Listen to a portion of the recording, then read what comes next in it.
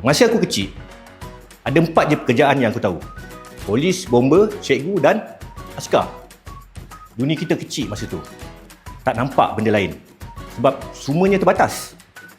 Tapi lepas habis sekolah, dunia dah mula berubah. Zaman IT tengah naik. Komputer jadi benda wajib. Cyber cafe merata. Internet, komputer, software, sistem maklumat semakin meluas. Dan muncul pula kerja-kerja baru. Programmer, IT technician, web designer, data entry. Muncul 3D animation.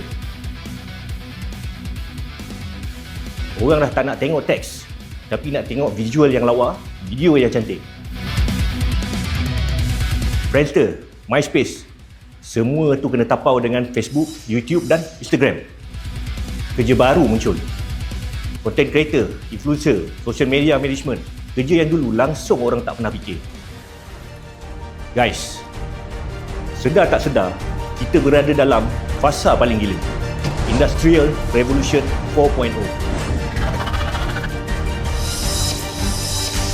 Robot dah mula ambil alih kerja manusia. Operator kilang semakin dah tak ada kerja. Robot dah jadi askar kat sempadan. Big data, AI, interior designer dah boleh tunjuk rumah dengan bantuan AI tanpa siapkan rumah tu. Doktor operate pesakit dengan AR. Tengok organ kita real time. Teknologi ni bantu kita untuk kerja lebih mudah, cepat. Teknologi ni juga yang akan tolak kita sikit demi sikit. Tapi apa yang pasti, AI tak tidur, tak MC dan tak minta naik gaji.